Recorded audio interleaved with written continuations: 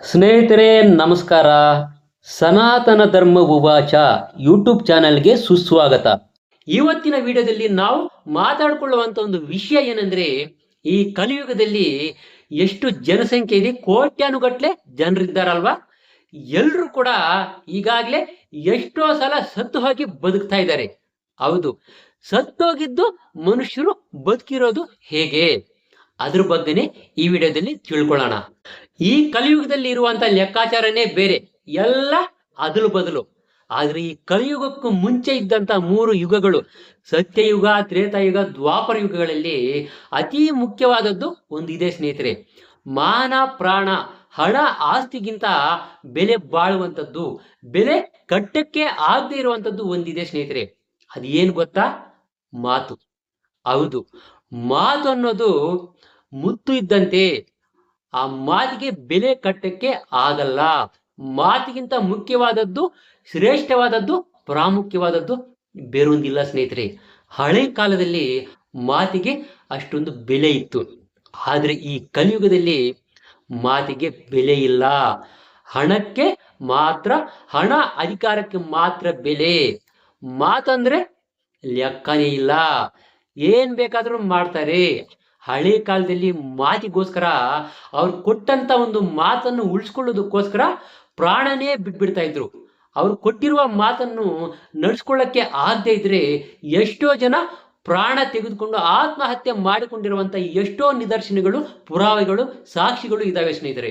ಈ ಕಲಿಯುಗದಲ್ಲಿ ಎಲ್ಲ ಆಗ್ಬಾರದ ಕೆಲಸಗಳು ಆಗೋದು ಕೂಡ ಬಾಯಿಂದ ಬರುವಂತ ಒಂದು ಮಾತಿಂದ ಸ್ನೇಹಿತರೆ. ಹೌದು, ನಾವು ಮಾತನಾಡುವಂತ ಒಂದು ಮಾತಿನಿಂದಲೇ ಎಲ್ಲ ಜಗಳಗಳು, ಆಗ್ಬಾರ್ದೆಲ್ಲ ಆಗೋದು ಮಾತಿನಿಂದ. ನಾವು ಏನು ಮಾತಾಡಬೇಕು ಅದನ್ನು ಮಾತ್ರ ಮಾತನಾಡಬೇಕು. ಈ ಸೃಷ್ಟಿಯಲ್ಲಿ ಬ್ರಹ್ಮನು 84 ಲಕ್ಷ ತರದ ಜೀವಿಗಳನ್ನು ಸೃಷ್ಟಿ ಮಾಡಿದ್ದಾನೆ. ಈ 84 ಲಕ್ಷ ತರದ ಜೀವಿಗಳಲ್ಲಿ ಮನುಷ್ಯ ಜೀವಿಗೆ ಇರುವಂತಹ ವಾಕ್ ಸ್ವಾತಂತ್ರ್ಯ, ಮಾತನಾಡುವಂತ ಒಂದು ಶಕ್ತಿ ಅನ್ನೋದು ಬೇರೆ ಯಾವ ಜೀವಿಗೂ ಇಲ್ಲ ಸ್ನೇಹಿತರೆ. ಬೇರೆ ಜೀವಿಗಳಿಗೆ ಹೋಲಿಸಿಕೊಂಡ್ರೆ ನಾವು ಎಷ್ಟು ಅದೃಷ್ಟವಂತರು ಅಲ್ವಾ. ಮಾತನಾಡ್ತಕ್ಕಂಥ ಒಂದು ಶಕ್ತಿ ಮನುಷ್ಯ ಜೀವಿಗೆ ಮಾತ್ರ ಆ ಬ್ರಹ್ಮನು ಕೊಟ್ಟಿದ್ದಾನೆ. ಆದ್ರೆ ಆ ಭಗವಂತ ನಮ್ಮನ್ನು ಸೃಷ್ಟಿ ಮಾಡಿ ನಾವು ಮಾತನಾಡ್ಕೊಳ್ಳುವಂತ ಒಂದು ಶಕ್ತಿಯನ್ನು ಕೊಟ್ಟಿದ್ದಾನೆ.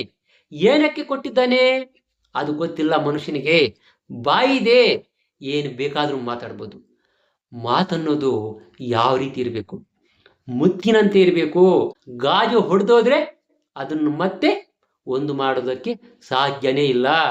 ಅದೇ ರೀತಿ ನಾವು ಮಾತನಾಡಿದಂಥ ಮಾತು ಮತ್ತೆ ವಾಪಸ್ ತಗೊಳ್ಳೋದಕ್ಕೆ ಆಗೋದಿಲ್ಲ. ಅದಕ್ಕೆ ಯಾವುದೇ ವ್ಯಕ್ತಿ ಆಗಲಿ ಬಾಯಿಂದ ಒಂದು ಮಾತು ಮಾತಾಡಬೇಕಾದ್ರೆ ಏನು ಮಾತಾಡಬೇಕು ಅದನ್ನು ಮಾತ್ರ ಮಾತಾಡಬೇಕು. ವ್ಯರ್ಥವಾಗಿ ಏನು ಮಾತಾಡಬಾರ್ದು. ಒಬ್ಬರನ್ನ ನೋಯಿಸೋ ತರ ಮಾತಾಡಬಾರ್ದು. ಒಡೆದೋಗಿರ್ತಕ್ಕಂಥ ಗಾಜನ್ನ ನಾವು ಒಂದು ಮಾಡೋದಕ್ಕೆ ಯಾವ ರೀತಿ ಆಗೋದಿಲ್ವೋ, ನಮ್ಮ ಬಾಯಿಂದ ಮಾತನಾಡತಕ್ಕಂಥ ಒಂದು ಮಾತು ಒಬ್ಬರಿಗೆ ನೋವೇನಾದ್ರೂ ಆಗ್ಬಿಟ್ರೆ ಅವ್ರ ಮನಸ್ಸು ಒಡೆದೋಗಿರುತ್ತೆ. ಒಡೆದೋಗಿರ್ತಕ್ಕಂಥ ಆ ಮನಸ್ಸನ್ನು ಮತ್ತೆ ನಮ್ಮ ಮಾತಿನಿಂದ ಒಂದು ಮಾಡೋದಕ್ಕೆ ಸಾಧ್ಯನೇ ಇಲ್ಲ.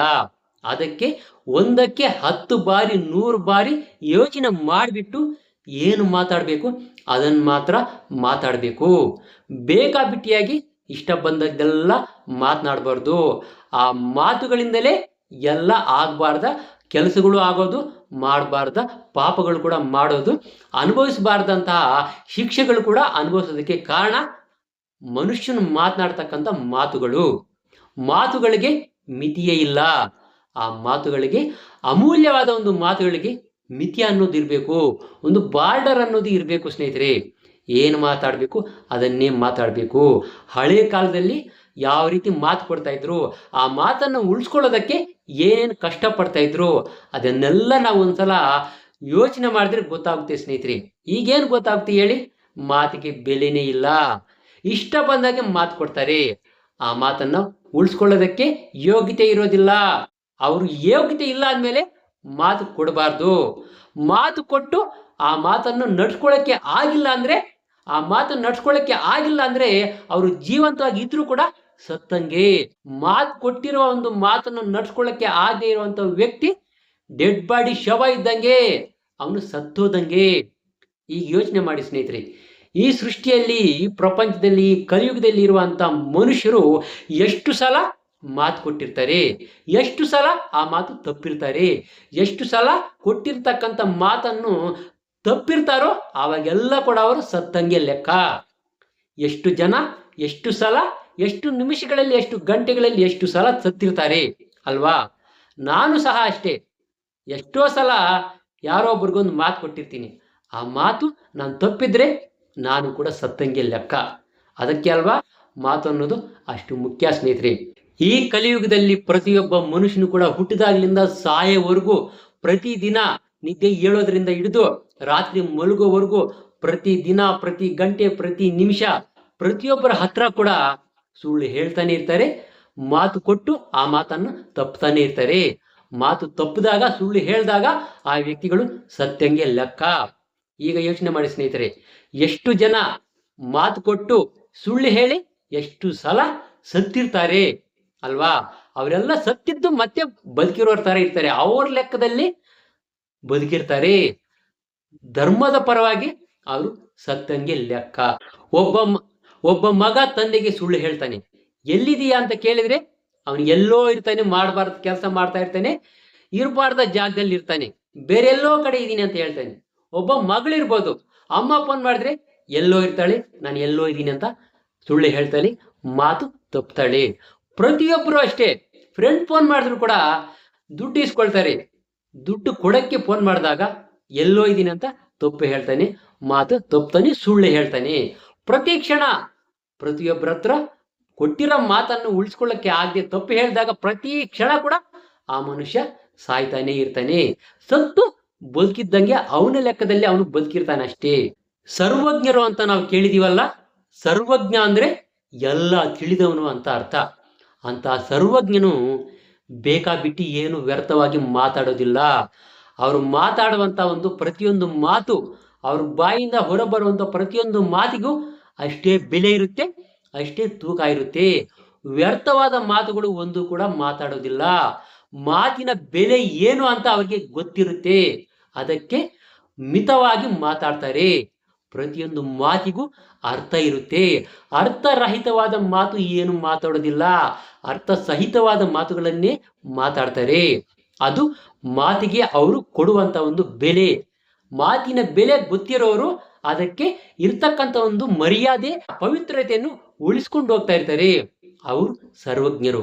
ಈ ಅರ್ಧಂಬರ್ಧ ತಿಳ್ಕೊಂಡು ನನ್ಗೆಲ್ಲ ಗೊತ್ತು, ನನ್ನ ಬಿಟ್ರೆ ಬೇರೆ ಯಾರು ಇಲ್ಲ ಅಂತ ಬಾಯಿಗೆ ಬಂದಾಗೆಲ್ಲ ಮಾತಾಡ್ತಾ ಇರ್ತಾರೆ.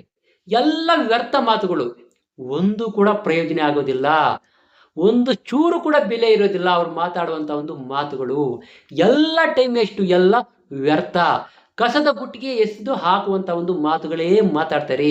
99% ಎಲ್ಲ ಸುಳ್ಳಿನ ಮಾತುಗಳೇ, ತಪ್ಪುವಂತಹ ಮಾತುಗಳೇ, ಕೆಲಸಕ್ಕೆ ಬಾರದೇ ಇರ್ತಕ್ಕಂಥ ಒಂದು ಮಾತುಗಳೇ ಮಾತಾಡ್ತಾ ಇರ್ತಾರೆ ಸ್ನೇಹಿತರೆ. ಅದಕ್ಕೆ ಭಗವಂತ ನಮ್ಗೆ ಬಾಯಿ ಕೊಟ್ಟಿರೋದು, ಮಾತನಾಡಕ್ಕೆ ಒಂದು ಶಕ್ತಿ ಕೊಟ್ಟಿರೋದು ಏನಕ್ಕೆ? ಸಾತ್ವಿಕವಾದ ಒಂದು ಮಾತುಗಳನ್ನ ಮಾತಾಡೋದಕ್ಕೆ. ನಾವು ಮಾತಾಡುವ ಒಂದು ಮಾತುಗಳು ಇತರರಿಗೆ ಮಾರ್ಗದರ್ಶನವಾಗಿ ಇರಬೇಕು, ಅಷ್ಟೇ ಹೊರತು ವ್ಯರ್ಥವಾಗಬಾರ್ದು. ಆ ಮಾತಿಗೆ ಒಂದು ಬೆಲೆ ಇದೆ. ನಾವು ಮಾತನಾಡ್ತಕ್ಕಂಥ ಒಂದು ಮಾತುಗಳು ಯಾವ ರೀತಿ ಇರಬೇಕಂದ್ರೆ ಅಮೂಲ್ಯವಾಗಿರಬೇಕು, ಪವಿತ್ರತೆಯಿಂದ ಇರಬೇಕು. ಆ ಮಾತುಗಳಿಗೆ ಒಂದು ಮರ್ಯಾದೆ, ಪವಿತ್ರತೆ ಅನ್ನೋದು ಇದೆ ಸ್ನೇಹಿತರೆ. ಆ ಒಂದು ಮರ್ಯಾದೆ, ಪವಿತ್ರತೆಯನ್ನು ಉಳಿಸ್ಕೊಳ್ಳೋದು ನಮ್ಮ ಜವಾಬ್ದಾರಿ.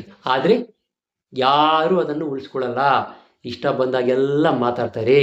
ಮನುಷ್ಯನು ಮಾತನಾಡೋದು ಕಮ್ಮಿ ಮಾಡಬೇಕು, ಏನು ಮಾತನಾಡಬೇಕು ಅಷ್ಟೇ ಮಾತನಾಡಬೇಕು.